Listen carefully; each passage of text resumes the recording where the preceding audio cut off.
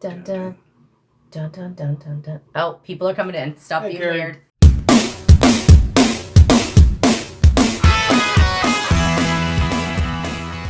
Ozark shows up late again. Everyone give him hell in the comments.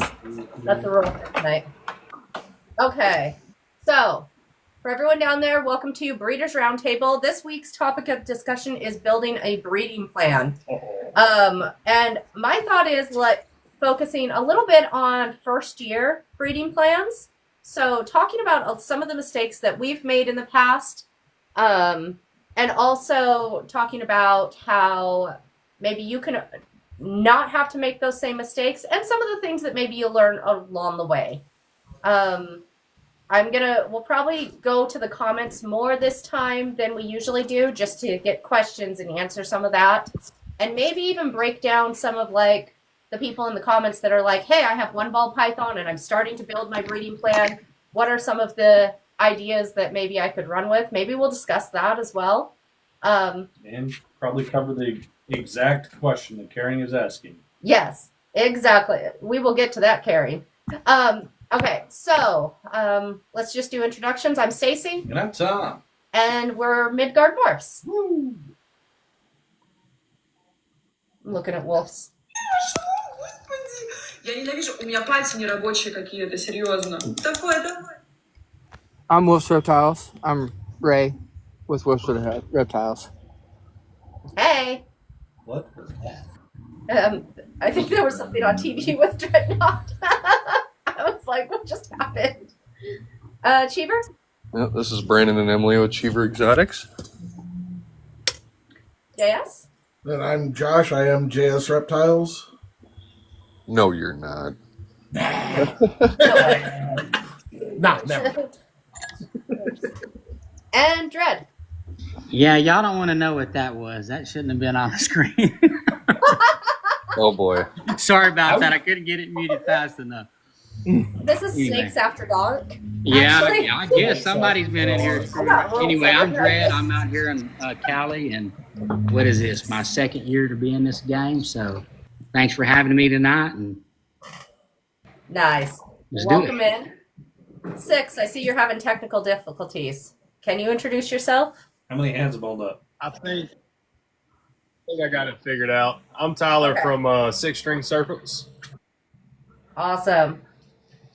Okay, so kind of jumping straight into the discussion. First year breeding. What were some of the things that you bought? And I'm just going to open this up to everyone. What were some of the things that you bought that after a while you went, I can't do anything with this? Or what were some of the mistakes you made first year on building your breeding plans? well, I'll tell you, for me, I got into this, and it's like, I've done several podcasts with other people on YouTube and IG. You can do a lot of research. Everybody says research. Everybody obviously use YouTube to your advantage, okay? Well, I think I had information overload, because that can happen. And, so when we got in this at the time, I'm trying to get more things closer, or, ready to breed, or proven breeders, things like that, because that's just kind of what was available. I didn't plan for my first year and then to plan into the second year. Just kind of winged it, right? So I get these animals. So I got a couple males and I got 10 females. Well, I'm pairing everything up. Not realizing you got to have females, right? It's just not registering yet. I need females to be able to pair the following year too, okay, on time. And then, so I got a little wonky on that one. So you got to step back and think about it, okay? If you want to do this, you want to be every year doing it, you got to have females going to be ready this year, females ready next year, females ready the following year. You got to stagger them out. Well, I'm that, and Brandon Cheever knows me well enough. Now I'm that go big or go home guy, okay? Yeah. I'm not going to learn it unless I jump in feet first and drown. So, and that's kind of what has to happen, and then you pull yourself out of it. And I think that's kind of an important thing, right? Like going through those early mistakes, and also not that we don't all continue to make mistakes as we go, right? But Not. if you like that first year where you're just like, I'm just going to pair these two together because I'm going to make babies no matter what. I'm going to breed everything to everything, and it's super exciting. And I'm going to be the first person ever to make a super pastel. Woo! That was not me. That was not me. But I did buy because that was available. I had, pastel clown females because that's what I could get. Not realizing such, because still learning genetics and things like that. Pastel is good, right? But then everybody bashes pastel. Well, you guys need to step back a little bit because all these recessor projects you're working now, they all got pastel in them, which brings the heat. So, right, and you got to realize that it's not wrong, but too much pastel in certain genes, okay, right, in certain combos can be a detriment. And I didn't realize that in the beginning. Okay, I got a killer clown over here. She's not proved out yet. It is what it is. My other female did. I made some cool Batman stuff, and I'll still use her going forward because I know what I can do with her. But sometimes it takes some time. But you're right. If somebody goes, I'm just going to make super pastels, like I was at his local show, I've been in my first show. I asked the gentleman, what'd you get? Oh, I got these pastels I'm going to breed. I said, come here, son. Please don't do that. Please. I said, please don't. It's cool to you got those animals, but don't do that because no one's going to want them. Unfortunately. Oh, go ahead. Sorry. Right. But you're right. You have to learn these mistakes and realize that, hey, but you can always revamp. That's the good thing about it. You can step back and revamp. Yep. We've watched a lot of people actually have to take a step back and clear out 20, 30, 40 snakes, and they have, say, 100, and they think they're going into this like, yep, I'm going to make it, and you got double, triple, quadruple of the same thing, and you don't even know until it's too late. Yeah. I mean, I was just talking with you the other day about how we're so spot nose and black pastel heavy on our females this year that we're limited on the males that we can pick up. We got you covered. Yeah, I'm like, I've been looking at all these males that I'm like, ooh, I want to pair. Nope, can't pair that. Nope, can't pair that. What can go with what? And so just as kind of an example here, we're planning next year's pairings now, and it might change along the way because if we get something different, we get a holdback that we go, oh, wow, I really want this male with that female, then everything will change. I think the perfect shirt for tonight. Right? Right. So I kind of also wanted, like, for the people in the comments, for anyone that's maybe picking up your first couple snakes, what kind of questions do you have? Or maybe, like, you have a snake that you're like, I picked this snake up. What are some ideas I could be working with? What are some of the things that might work well with that? And I think we could be open to answering some of that tonight, or at least discussing it from different perspectives since there's so many of us in here. Because what I say goes good with something, anyone else in here might have totally different opinions on what goes well with. It's more personal preference. It's what you think looks cool. I mean, granted, yeah, it's all for the consumers, the people that want them as a pet and eventually want to get into breeding, but you're making it for yourself. It's eye-catching to you.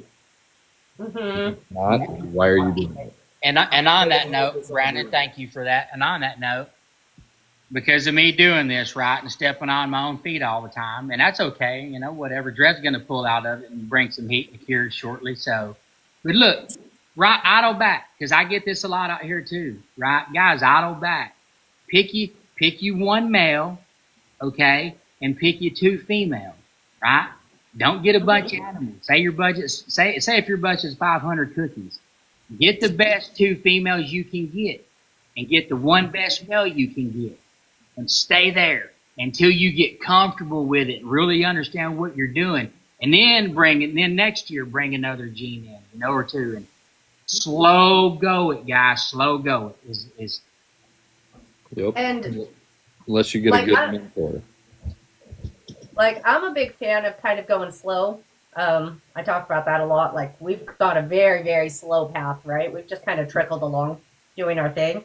So I love the going slow into it. But also, if you're wanting to get your feet wet, start breeding, and kind of get used to it, don't drop $10,000 on your first 2 snakes for you to test out breeding. Why you gotta call me out?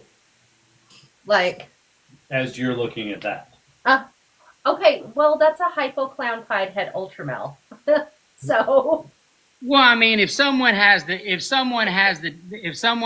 funds you available to do that, and they really want to get into it, and you do you, right? I get you do you, and it's okay to invest good money in that and a good project, but you don't always have to do that to have cool animals and make cool stuff. You know that you don't have to break the bank to get into this and learn. No, you don't. Right?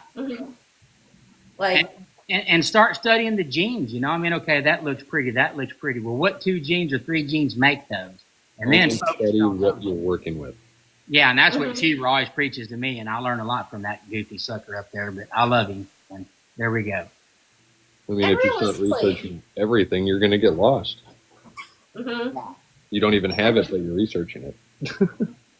and realistically, if you have $10,000 laying around that it's not going to affect your family at all to spend, then by all means spend your money how you want to spend your money. But if $10,000 for you is, I'm going to have to put this all on credit cards, then I think you end up in one of those. I mean, there's a guy out there that's been on YouTube for a while, I'm not going to name names, that is getting out of the hobby right now. He's selling off everything. And yeah, up to and including his females that are Yeah, we know them. possibly gravid. Yeah, I don't know if it's the same guy that I'm aware of, but he basically like took out a second mortgage or something just to get into it. So Yeah. and on YouTube, I don't know if it's the same guy. I'm gonna say no names, but yeah, that's unfortunate that I kind of got a little ahead of myself on the deal, but I'm catching up finally, okay? Because I got rodent production, and that's bringing it back. Yep. Yeah. And so it's one of those things of don't let yourself go broke doing this. Okay, so someone in the comments said that they have, what they have right now is a male lemon blast het clown. And I'm guessing based on your question, you don't have any females in your collection at this point? I'm just going to ask that. We can continue talking, but I want to, like, discuss some of these things as well. But while we're waiting for that answer, like, how do you avoid falling into, because it's pretty common within the first 5 years people quit, right? And that's not just reptiles, that's any business out there, right? The numbers are actually pretty equal against any kind of business quitting in the first 5 years. Reptiles, you just happen to deal with living animals, right? People think it's just going to happen overnight. It doesn't. It's not cheap. It's a lot of work. That and 2 years waiting for babies to grow up before you even start pairing it. People underestimate how long 2 years is. And then realistically, if you go buy a baby at a show, you're 3 years away from having tangible babies. If everything goes 100% perfect. If they don't go off food and there's no issues, it takes 3 years before you're able to sell a baby off an animal. People don't understand that it is an investment to even do this. So if you're going to go pick up a pastel and a pastel het clown, and then you're going to sell pastel posset clowns or super pastel posset clowns, and then realize, oh, I'm not making no money. And then you want to get rid of all 7 snakes they have and then talk crap about the hobby. That's just not. Well, that's even if your female produces good eggs or they make it through incubation.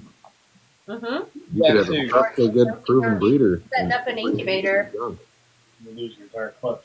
Yeah. Like, I think these are real things that happen, right? one big thing in the hobby is people get intimidated by that. You know, I had 9-egg clutch that ended up being a complete dud. I remember that happening.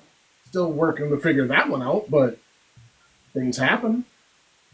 Yeah, because that one just didn't have any veins, right? Like, you had no veins at all in They any were of all the eggs. perfectly pearly white, just no veins in any of them. You know, I followed the incubate till there's no debate method, and that's all. I got a clutch in the incubator just like that right now. I have 0 in the incubator right now because of but that's fine. They just hadn't gone yet. I will. But you have to take it into thinking you're going to make money straight away, okay? And I've watched it for a long time, and even in 2012, I was trying to get into it, but life happens, and I couldn't. And I'm like, I seen the potential for what you could do then. And then the market crashes. Okay, so you got to ride that out, right? I got these animals. So I got a 1,000 cookie female over here that ain't worth 200 cookies right now, right? Because of the way the market changed. So what do? Do you keep her? Do you get rid of her? Okay, you just got to ride the storm for a while. In 5 years, you got to ride that storm and figure out how to sustain. But just because you made one or two bad decisions, don't get out of it if you really love it. Try to figure out a way to sustain it and stay into it, because it will come back. It will. I mean, right? Talk to people like Stacy, you're putting on this show tonight, to help people. Talk to people, and they'll help get you over that hump, so you can stay in the hump.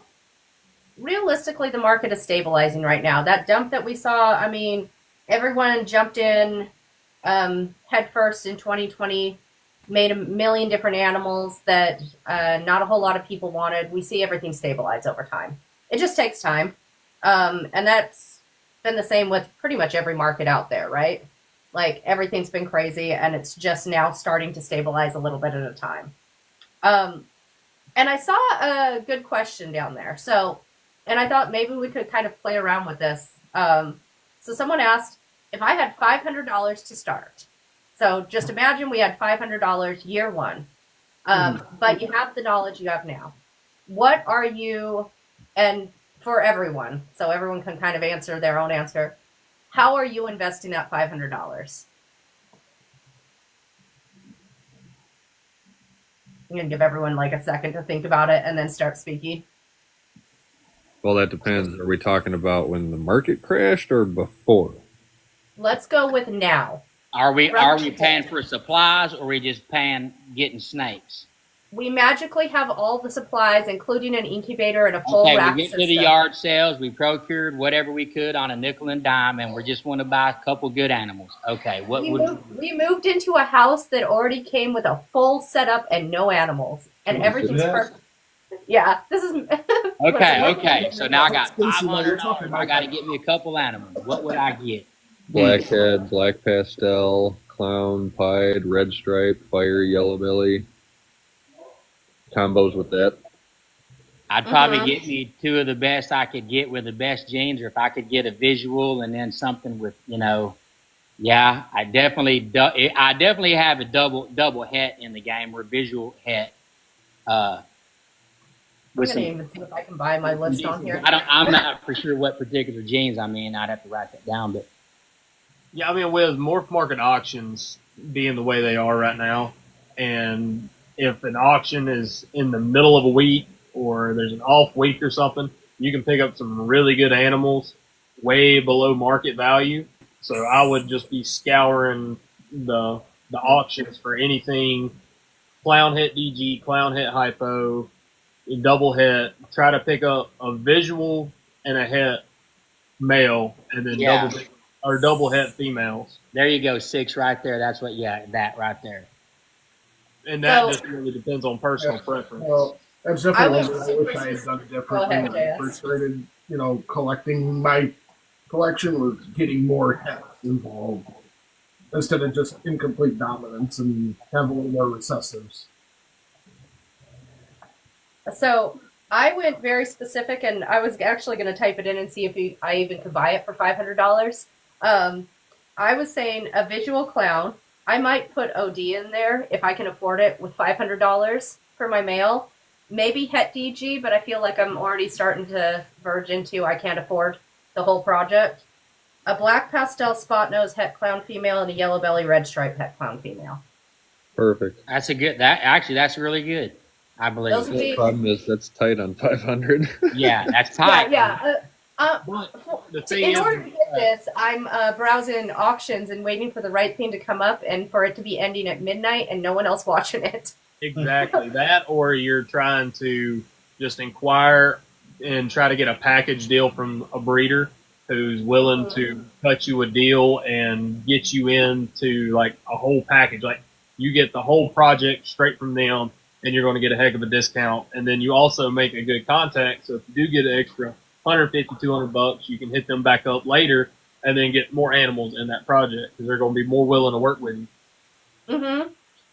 And then I'd probably buy them all as babies. And maybe I would just buy the females. Like, I would probably buy the females that first year. Maybe spend a little bit more on my females that first year. Just get 2 really good females. And then save up money again to buy a male. Because if I'm buying them as babies, like, I'm not breeding them anyways. I don't need to feed another snake. Yeah, you're not in a hurry on a male. Yeah. And that's what a lot of newcomers don't realize either, that, you know, and I kind of overlooked that myself, right? Where you could have just rotted out where those good females wait, because your male is going to grow up a whole lot faster than them females. Mm-hmm. Absolutely. Pastel clown het. So you're looking, Medusa's looking at a clown het VPI exanthic by pastel clown het VPI. I mean, I would say yes, that's a good project. Yeah.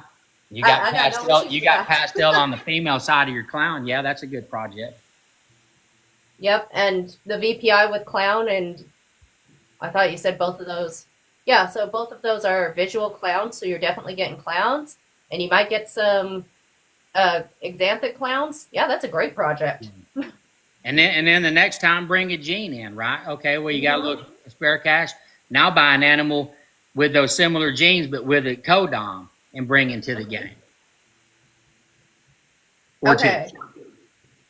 So when you're setting up these breeding plans, like I said, like we're thinking about next year right now, but that's because we have females coming up to size and then other females that will come up to size right after those, assuming everyone eats as scheduled, right? Oh, Palm Street. Yeah, use Palm Street.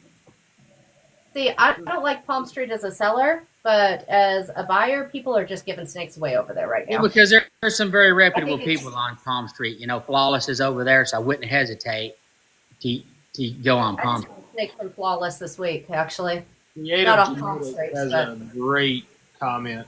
And if you're looking to get into the hobby and have something to sell quickly, Bell's the way to go. And you can pick up like a 1.3 for $500. Oh, absolutely. And then you're selling babies for 120 for males, 150 for females. Mm-hmm. Like, bells are always going to be a popular one. It's one of the ones that every night someone comes in and says, do you have bells? No, sorry. And then they move out of the comment section to go to the next person's. Banana Mojave had DG Clown and a Mojave. TJ, that's a great deal. That's a great deal. Yeah. That's a steal. Yeah. That's good. I mean, if I could find a banana for that price, just a straight banana, I'd be on it. Well, boy, do I have something for you. Hit me up. Well, you missed out on one I sent Cheever, so. We got a clutch of banana Mojaves. And we didn't hit any banana GHIs, but they just shed out. I've got to set them up tomorrow. So if you're needing any GHIs or anything, holler at me. I think 500 is buying just the snake. Yeah. Yeah, carrying. So in this example, we're just talking about 500 for snakes. We already have all of our stuff because the world has just been good to us and given us everything. Either that or you met somebody that's really good with their hands and went to Home Depot for $50 and made it. That made more sense once you got to the end of that sentence. The beginning of it, I was confused. Left field real quick. Okay, so what are some of the mistakes that you guys see, either that you've made yourself or that you see people making now in their breeding plans? Like, what are some things that maybe people could benefit from knowing or readjusting? Buying too many males, buying a backup male for a female that is still 300 grams. And I've got a couple customers that I try to beat it into them. Quit buying males. If you're going to spend money and you're going to lose the rack space or the enclosure space, buy females. We can get you a male later if need be. You know, most of my customers are local to me. I'll let them borrow a male and then I'll take their other snake and hold it just so they can breed, but it's buying the 10 males for 4 females. That is ridiculous. Yeah. There's no reason to be definitely feeding. do that the other way around. And then their idea behind it is, well, I can put this male to her this year and this male to her next year. No, you're going to overwork the female. Exactly. And that's the issue I'm having right now with a couple of people.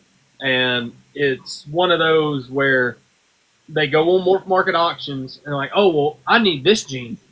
Well, yeah, it's a red striped het clown male that you picked up for $40. That's cool, bro. But why do you have a red striped het clown, a yellow belly het clown, and then a visual inchy clown, yet you've got one het clown female?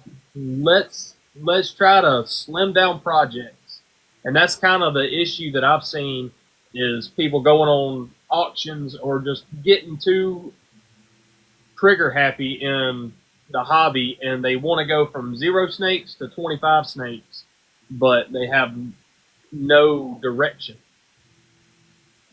Yeah, like one of the things that I think sometimes when you're first getting in you don't realize is you're like, okay, I'm going to pick up just this certain gene in one snake and then this certain gene in another snake, and eventually there is a party happening here. Sorry, that was really exciting. That was Love cool. you, Mel. But not realizing that in order for all of those genes to at some point be all combined together, if you're just sticking with those like 10 snakes you bought, you are building like a 10-year project that doesn't need to be 10 years long. Yep. Like, benefit from some of the people that have already made them. Like, jump ahead. Yeah. I mean, I know this year we want to pick up a yellow belly clown female, strictly because we have a male and I don't want too many genes on the female side because I want to see more about what's going on with him. So I'm like, I want to simplify, and a lot of our females are complicated. The typical They come with bull thing. baggage. Complicated. But that's not a bad problem to have either. Yeah. But it means that it's not necessarily what I want to see from that particular male. And that's just that might be a nothing project to it. It's just a curiosity thing, realistically, at the end of the day. But yeah, I do think that people will come in, they'll buy a ton of great males because they're getting good deals on these males, right? Because males are always going to be a little bit cheaper than females. Well, depending on the genes. Yeah, that's fair. Yeah, but your males are always going to be more readily available at some, right? That male, okay, so you bought those 2 females today. That male you're looking at buying, maybe you don't get him today, okay? Well, 2 years from now, or say a year and a half from now, when your females are getting closer to being ready, you might find another male that's better than that male, okay, for a better deal. Or now you're into it and you have better contacts, and Cheever or Midgard or Six or whoever here can direct you. Here's a male that's will work right. Now you got contacts and you learn. And it's a better way to go. Yeah. I mean, we have a male, and we used him this year, and then we've got a male coming up right behind him that's way better than him, right? Like, we're definitely going to be selling this male once that one proves that he'll breed. But I'm not selling him until this one proves, because one of our males we didn't buy a backup for this year. And he didn't breed anything, so that was awesome. Yeah, I'm really happy about that. Things to plan for. Sometimes your males just decide they don't want babies, I guess. We even tried Barry White. We did try Barry White. It was a weird day. Did you cuck him with another male? Oh, yeah, God. we've tried. You tried that too? We've put tried the Shed water in there. bath? We took him for a drive. We played some nice music. Did you put another male in pantyhose and throw in there and put him in there too? It's a Kyle Hoffman trick, and it works. We couldn't find pantyhose in the right size for our other males. Jed must be hogging all of them. I will say Child another support is thing that crazy. works for me, which is a little nasty, but if you put another adult male in a tub with a little bit of water, just a little bit, like you're soaking him, let him defecate in there, and then put the male you're wanting to breed in that tub, and then I guess it's the scent or hormones, pheromones, whatever, but that also can trigger it if you cannot find pantyhose. I have not tried that, but listen. At this nasty, point, we've but it already works. switched the projects around. We've already changed stuff because now other stuff has come up to size. So, it's fine. It's just those females aren't going anytime soon. All I know is you guys are on point and keep doing what you're doing. I know that. So now, okay, so say in their first year, someone spends $500 and they got 2 decent females, right? And now they're going to build that breeding project. Second year, let's assume they have another $500. Taxes came through. They got a little bit of a refund. They've got $500 tax refund money. Now where are we going with it? So you already have 2. Genes you don't have. The recessives you don't have. If you can get a 1 gene to 2 gene combo with a recessive or a visual from a trusted person that's not selling you bunk. Yeah. You can get 2 more, maybe. You can get a male and another female, or get that male and a backup male. I mean, Cheever's right. You got to be careful. Like the whole auction thing, it's great, depending on who's doing that auction. You got to be careful. And there's some real risks with that. I talked about if no one else has checked out my morph market, I've got a snake listed up there. And I bought him from someone I don't know, but someone like third party through someone that I know. And now that he's gotten his size, we had already paired him once, and we paired him a total of once, and that girl's gravid. He's has spider in him. We don't work spider at all. So, and I'm not sure what's going to come out of this guy at this point. So that sucks. Yeah. Clearly, I work spider. No, she has the exact same snake that I have, and it was just labeled. Oh, okay. Literally. Mislabeled, and I have pairing information on it that doesn't support it. It should have spider either. And that just makes it go in the back of my head like, okay, I won't buy from that individual again. We had that business card on our no-go wall. Mm-hmm. The blacklist. Yeah. We kind of create our list of like, this has been a bad experience for us. We're just going to put this over. Either you can send me that list so I can post it over here too, so I know who to avoid. Yeah. And guys, feel free. Right, you say you're on auction or you're listening to these lives, wherever you are, even if you're on YouTube watching videos, ask questions. If you guys know these people, are they trustworthy? Right, feel free to ask, because there's a few people that I wouldn't go back to, but I won't blurt their names out. I'll just say, hey, be careful. Okay, be careful. But ask questions, right? No, we're not here to bash anybody. We just want everybody to get the fair shake and people to get their animals from honest, trusting people. That's the whole deal. I don't bash you, but it's... And it's perfectly reasonable. So maybe none of us or no one that you know has heard of a person. Dig into their reviews.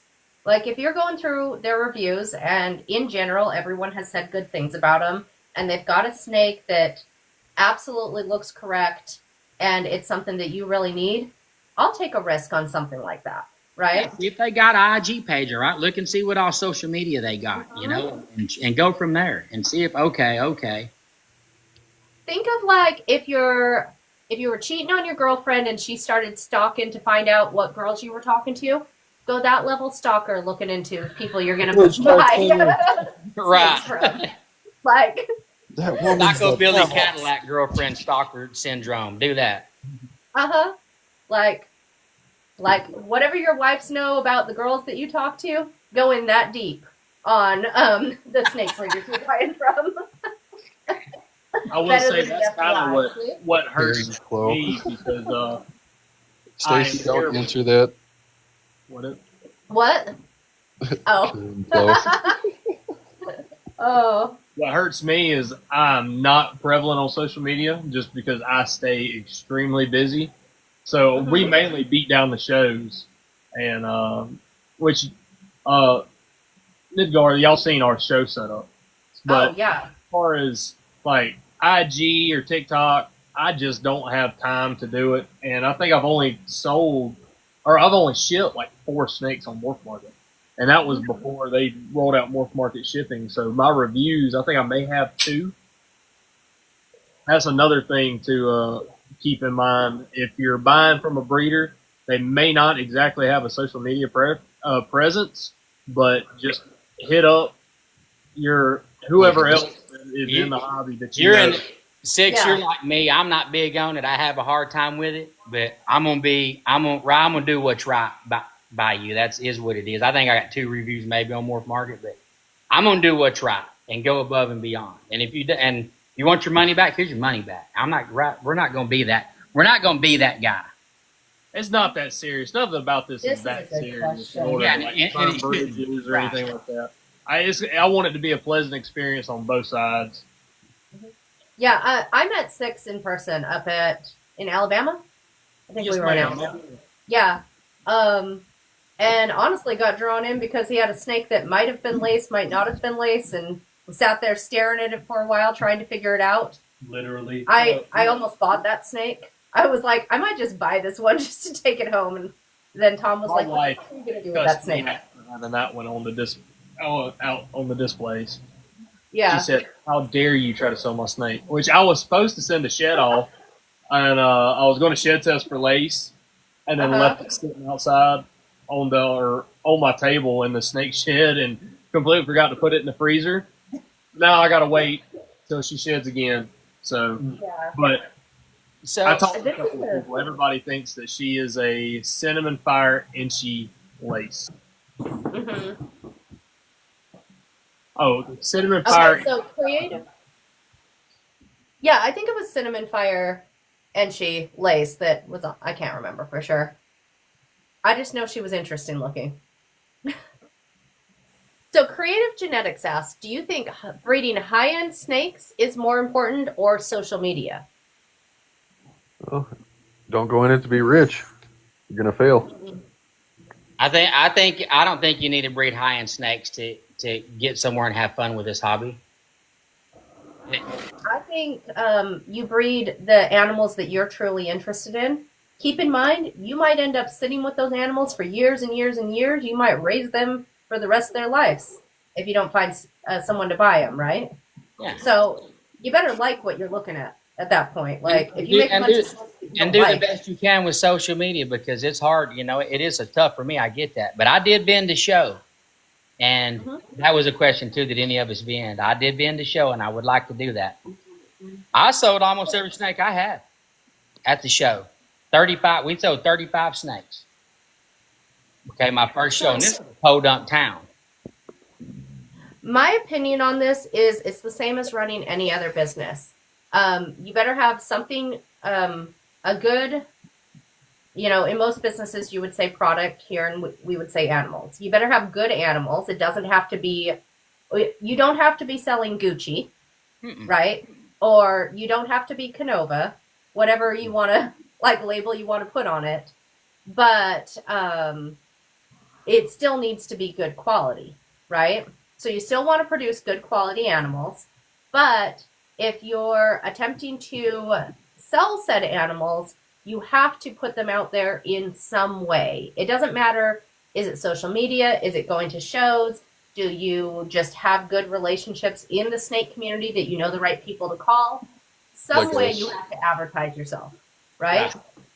I will say some of the most prevalent people in the hobby is really social media people. I mean, look at Leviathan. Their whole business plan is strictly social media, doing videos, educational videos, update videos. Pushing that sunset project.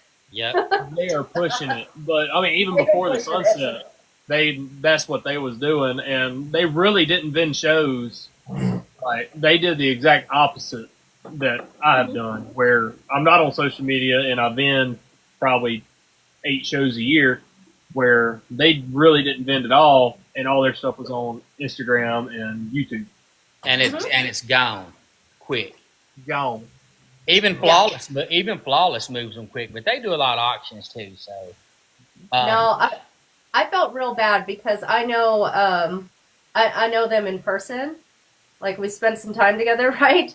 I bought a snake on auction. Wasn't even paying attention because it just happened to be the thing I was looking for. That was the other night. Yeah, that was the one I bought the other night. It was from Flawless. And then I messaged them and I was like, Will?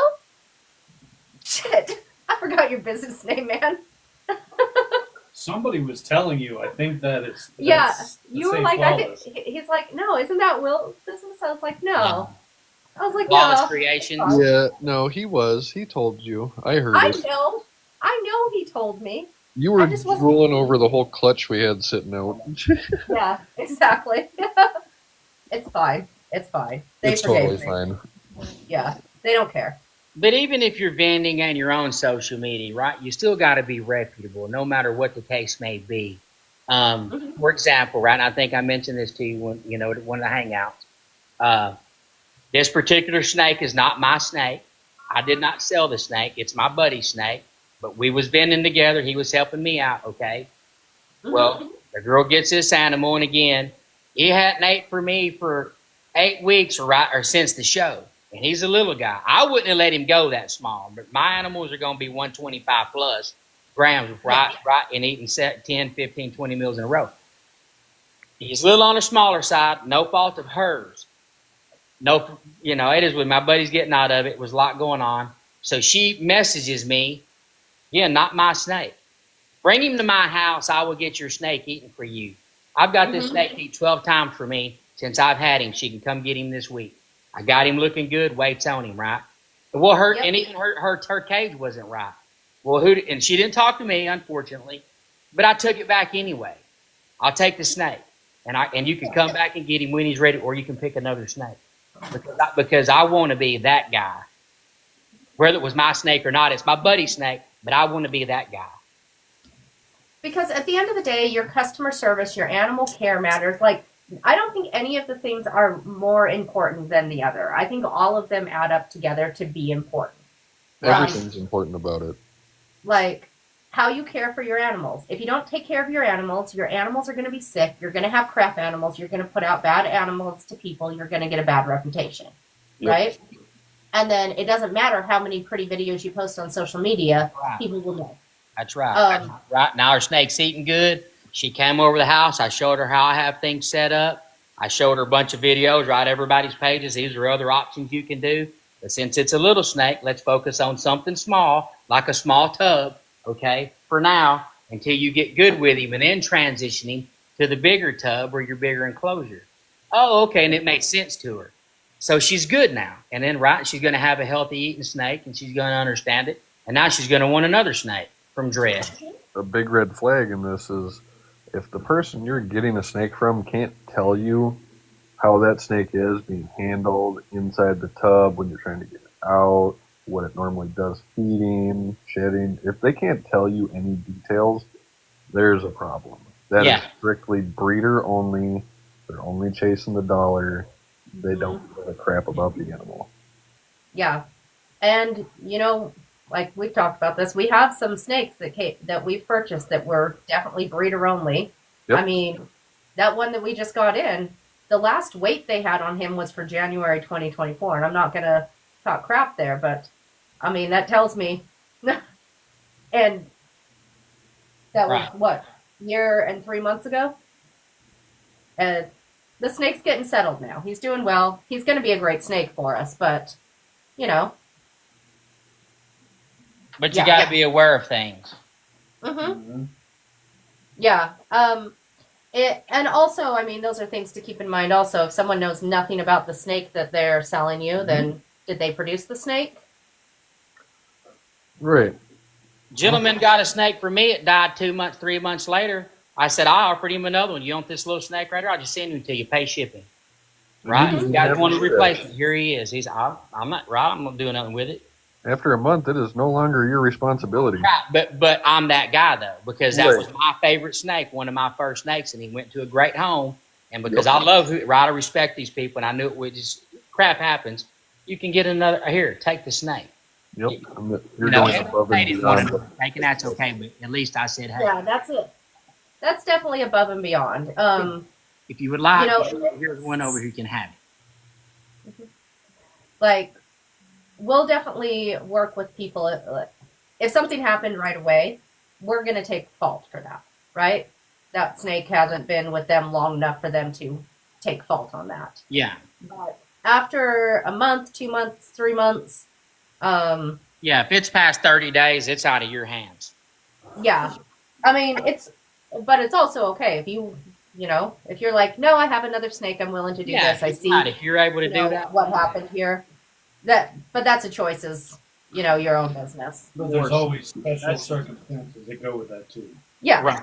But yeah, that's situational, because I've run into stuff like that, and it's, hey, I need a picture of the enclosure. I need to know what your temps were at. Let me see what your thermostat was at. Right. And if I get I don't have a thermostat, and I've got a Petco heat pad on it. Water bowl's dry. Water bowl, yeah. Sorry, I'll do $50 coupon, and Justified poo in the corner. you can come see if you want something else, but we're gonna get that cage set up right before you ever go back home with a snake from me. Mm-hmm. So. Yeah, like those are the things that we would look at too. Like, okay, I see you're contacting me about another snake. What happened?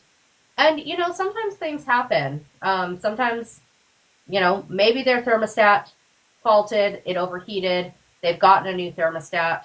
I understand that things happen. Maybe everything was on point, and the snake just decided to unalive it. Right? It happens. That does happen. I mean, there could be birth defects. But. Well, this is also a good topic to bring up on new breeders, guys. Okay, everybody, right? You feed live or feed frozen thawed. Okay, well, a lot of people want to feed frozen thawed. You need to know where your feeders are coming from too, because what if that feeder's a potential issue that caused your snake to, right? Mm-hmm. We talked about this last week, actually. I missed that. We did a whole. Oh yeah, you were too cool. You can't reiterate that enough, though. Too cool. Yeah, I completely agree. Like, knowing where your feeders come from, and being willing to, like, if quality goes down on wherever you're getting your feeding from, get them from somewhere else. Don't support poor quality. Yeah. And that could have been the case, too. I mean, I didn't get into it with them. No big deal. Right. Okay. It happened. But, yeah. Just be mindful of it. Yeah, you definitely got to watch, feeder quality for sure. Yeah.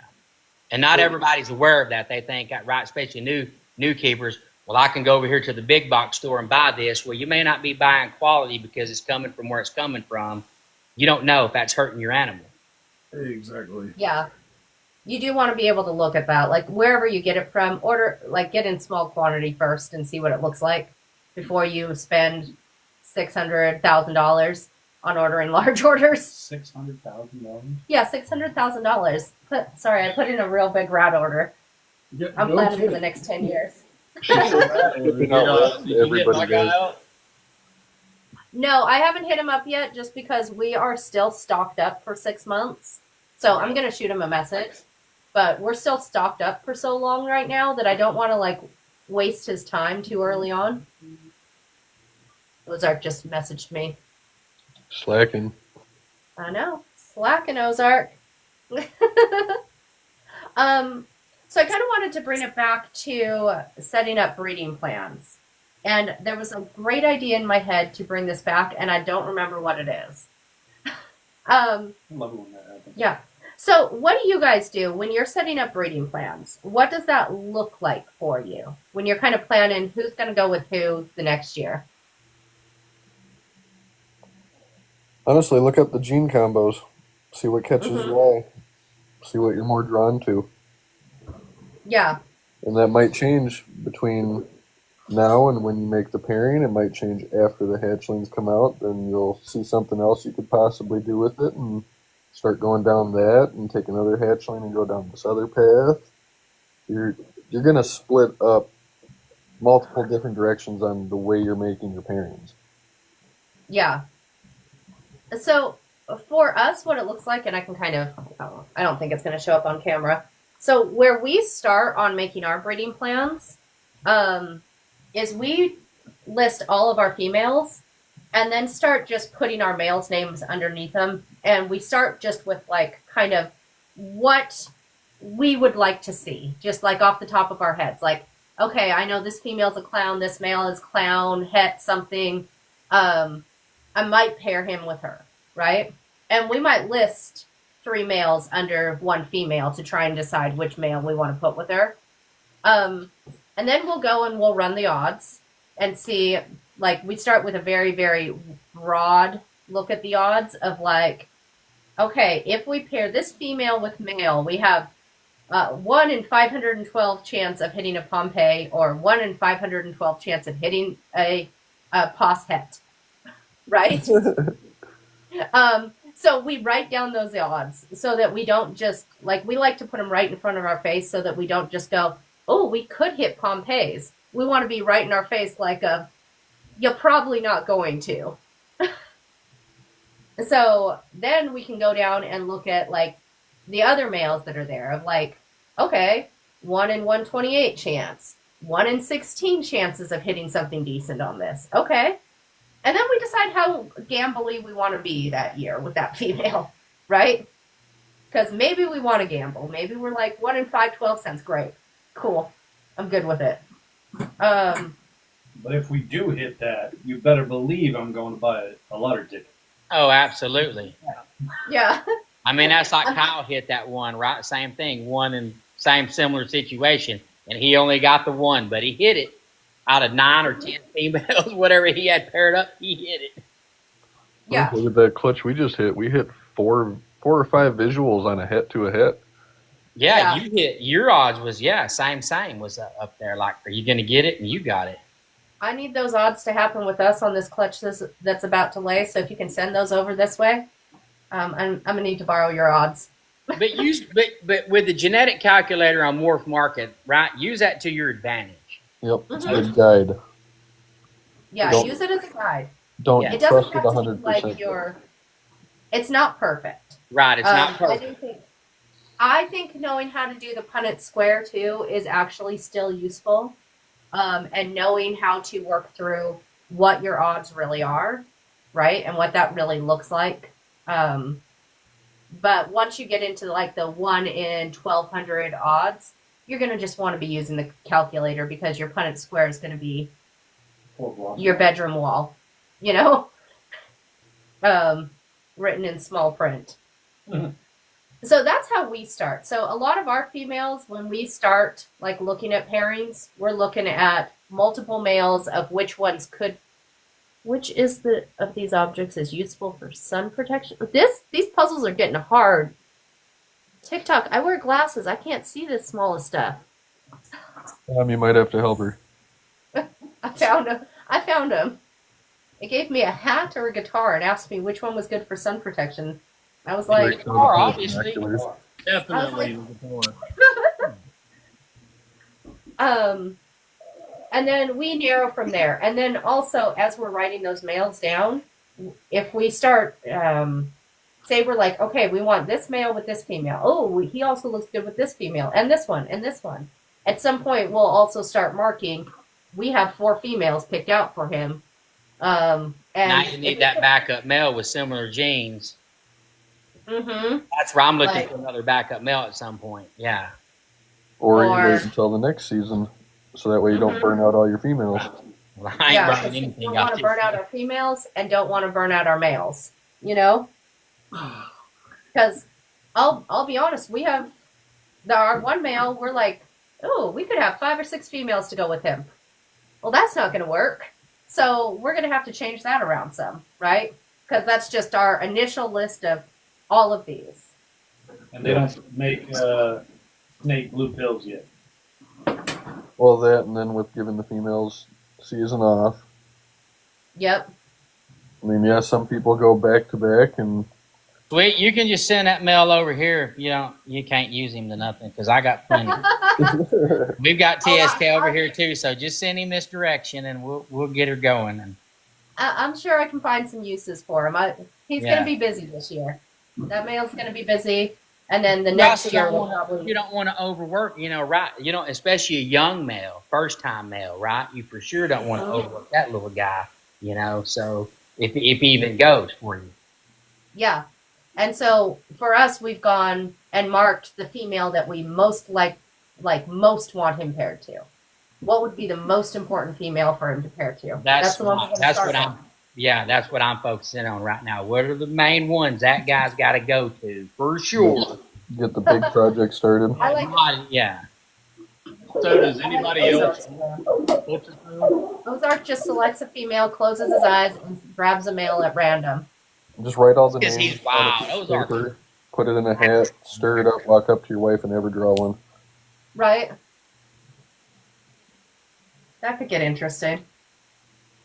As long as they all can work together, then you can do that. Yeah. My problem is I'd run into ones that definitely don't work together. I'm going to get a lot of hets out of that. I know, Ozark. I know you're kidding. Okay, so I forgot to do like last minute questions because it's 8:59. Does anyone have any last minute, real quick fire questions before we start wrapping this up? While I'm waiting to see what questions come in. If I don't already have, for those that are up here, if I don't already have your business logo, I'll message you, text it to me because I'll get this uploaded on YouTube. I always say by tomorrow, and it usually ends up being the next day because it takes 5 hours for it to download. Well, but if you only came in for part of this, we'll have it up tomorrow, the next day, whenever I get it done. We will have it up on Midgard Morph on the YT. Yes. Let's see. Should you trust what you were told about gender and morph, or should you do your own testing? Gender, always double check. Morph, use your best judgment on it. I mean, I'm not going to shed test everything that comes to. Learn how to do it yourself, and if even at that, I know a lot of people are against probing. I will do it, but only if they just got us all stumped. But be careful if you do probe. Learn how to do it correctly and be very careful. But send the shed in, right? There's RGI and there's Charlie with shed testing. So there's options. But definitely try to learn how to, yourself, pop them yourself. And because you can't trust, right? I've had 3 of them over here that, again, I don't know what these are. They're females, well, they're not. They're males. And okay. Well, coming down to the genes and the gender, that also depends on where you're getting it from. Yeah. That's the biggest part. Yeah. That's 99% of it right there. And identification, genes, that's a big, right? Everybody, I'm still learning how to ID, but what I did learn is this. If you don't know it, and if you for sure don't know what's in that snake, don't list it. Yep.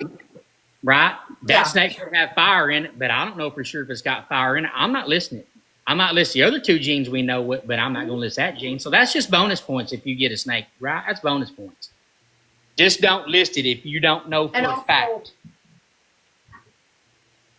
And also, no matter what on Morph Market, when you're writing up your, like if you're on Morph Market and you're writing up your shop policies and stuff, make sure to put in there that genetics are complicated.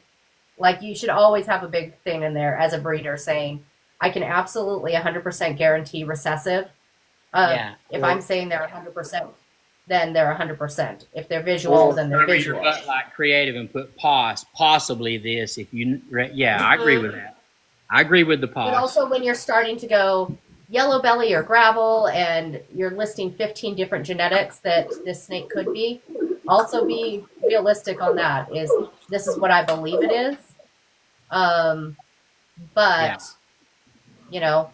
Like if it's yellow belly or gravel, put both of them and put yellow belly or gravel. Don't just put gravel because I think it's gravel, because it could be.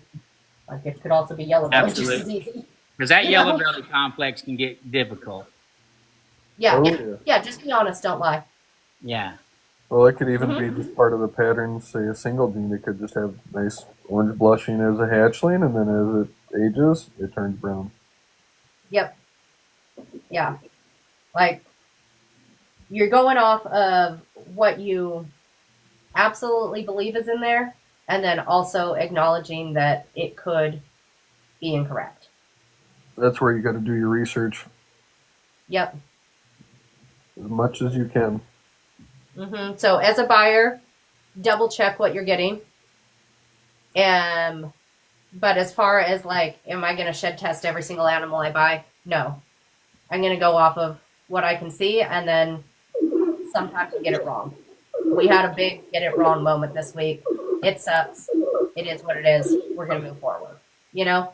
Yeah, it happens. Whatever. Move on. Mm-hmm. Yeah. Literally like the twin to ours.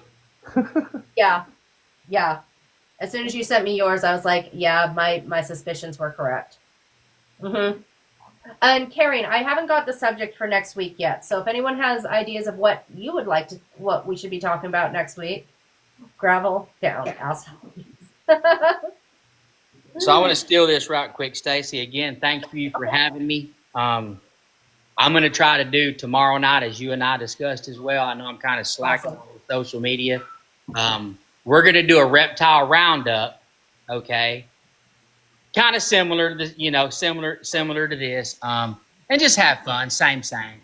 So you guys come over to the Dreadnought tomorrow night. Probably, I don't know, I might be on earlier, but we're going to just have fun with it and maybe field a question and just have a good fun hangout. But y'all feel free to come tomorrow and we'll do that. I'll send the invites out to y'all. But this was awesome. You guys are kicking tail. I'm telling you, I can't compliment y'all enough.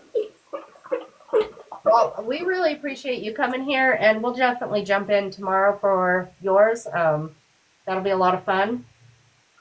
And I'm still trying to work out the details, so I appreciate you supporting me. I really do. Yeah, absolutely. It'll be fun. Every live I've jumped into that you've been in has been enjoyable. So look forward to it. Yes, Galen. It'll be for all. I mean, all, just like what Stacy's putting on here. It'll be for all. And I want to focus on even all reptiles, right? It ain't just going to be about snakes. If we got lizard people, iguanas, beardies, geckos, right? We get in all kind of stuff over there. So it'll be good. Okay, so some of the people from the comments have been naming some subjects they'd like to talk about eventually in here. I like the idea of covering genetics, but as far as genetics go, I almost think maybe let's choose a genetic for next week and cover one specific one. Because if we try to cover every single genetic in 1 hour, it's just not going to happen and it's going to get you nowhere. You just need pastel. Pastel is it. Pastel's the one. You got to get it. Exanthic, fire. Everyone's.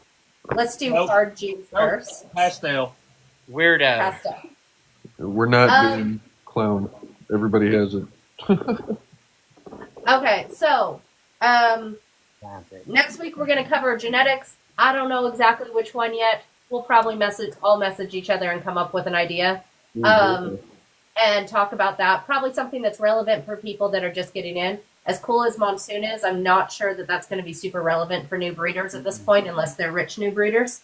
They still won't move it. Like, if they are, cover Dinkers DG puzzle because it's amazing. Listen, all of those things are definitely amazing. Let's try and keep it within what, or maybe we'll go. Are you thinking codomish or recessive? I mean, one codom, one recessive, or just one of them? Let's do a codom and a recessive. Let's do some gene combinations because I think those are the hardest things when you get started is the combinations. Because it's easy to look at a clown and know it's a clown, right? Pretty much. Yeah, do you see Dread right there? I'm just kidding. But if you guys are not following everyone that's in these boxes, give them a follow. Everyone in here is absolutely amazing. Works a little bit different in the industry. Everyone works different projects. Everyone has different animals available at different times. So definitely give them a follow. Ozark wants to come up for a second. Ozark, you were super late. Flacker. But I'll let Ozark come up. I guess follow Ozark too. No, Ozark's cool. So definitely give Ozark a follow. Definitely. I have a suggestion for next week. Okay. Do the difference between a het, a dominant, and a codom, because a lot of people don't understand that. Instead of doing genetics, just do the difference between those. And then we can move on from, into then that. Work into the genetics. That advice. Let's do recessive genes, dominant genes, and allelic genes. And just go Sounds good. Talk about how the recessives work when you break it down for that would be a fun one. Together or visual to none. Start at base level with that. That way you learn that in high school biology. Yep, next week we're taking it back to high school. Welcome to class. Well, the only Ozark- reason I suggested that Ozark was will be because wearing the school uniform. The dunce hat. do I have to wear the skirt? Yes. Yes. Okay. It wouldn't be as entertaining without it. Emily said you got to wear the knee highs. The Yeah. knee highs. Oh. What theme are we going? We going anime theme or are we going Ozark after midnight. Ozark Yeah. after dark. Ozark after midnight. Is actually good. But yeah, I actually really like that. Let's start at kind of base level and just talk about what these are before we get into trying to ID them. Because also I do think there's something to say on IDing stuff can sometimes be difficult until you've held it in your hand. Like, I don't Agreed. think it's as easy looking online as it is to look in person. Okay, I'm wrapping it up. Tom's like, you are 10 minutes over. It's time. Okay, so appreciate y'all being here. If you're not following everyone, follow them. And we will see you next week. Thanks, guys. Have a good night. Thanks, Stacy. Have a wonderful you. Sorry, everyone. Sorry I'll I was forgive late you, and missed Ozark. it. I'll forgive you. You get the whole Ozark, you're grounded. Bye. Damn it. Go and get.